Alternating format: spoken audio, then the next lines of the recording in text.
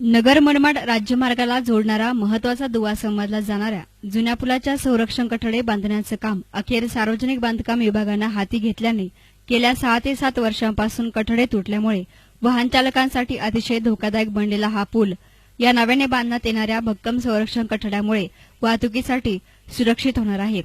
नवीन बांधण्यात येणाऱ्या या कठड्यामुळे हा जुना पूल वाहतुकीसाठी सध्या बंद करण्यात आला असून हा पूल 1 महिन्यानंतर वाहतुकीसाठी खुला होईल असं ठेकेदारांकडून सांगण्यात आले। कठडे दुरुस्तीबरोबरच पुलावरील खड्डे बुजवून डांबरीकरणाने कामही सुरू केलं आहे। हे काम एएस कन्स्ट्रक्शन कंपनीला देण्यात आलं आहे। सध्या प्रवरेवर बांधण्यात आलेल्या नवीन समांतर पुलावरून वाहतूक सुरू आहे।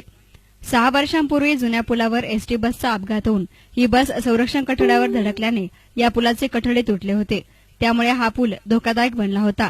सार्वजनिक बांधकाम खात्याने दुर्लक्ष केल्यामुळे कोल्हार भगवतीपूरच्या ग्रामस्थांनी गांधीगिरी करून कठड्यांच्या जागी लोखंडी पत्रे लावले होते। महाड येथील सावित्री नदी पुलावरील दुर्घटनेनंतर महाराष्ट्रामधील सर्व पुलांवर लक्ष केंद्रित केलं होतं। तुटलेल्या संरक्षण कठड्याची दुरुस्ती करण्यात यावी यासाठी एस9 न्यूजच्या माध्यमातून अनेक वेळा वृत्त प्रसारित करण्यात आले होते। या वृत्ताची दखल घेत सार्वजनिक बांधकाम खात्याने कठडे बांधण्याच्या कामाला सुरुवात केली आहे।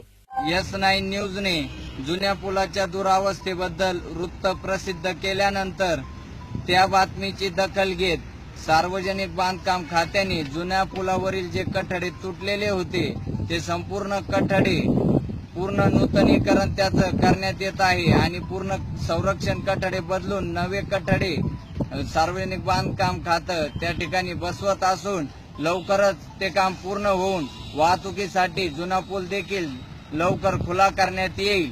एस9 न्यूज साठी साई प्रसाद कुंभकर्ण, कोल्हार।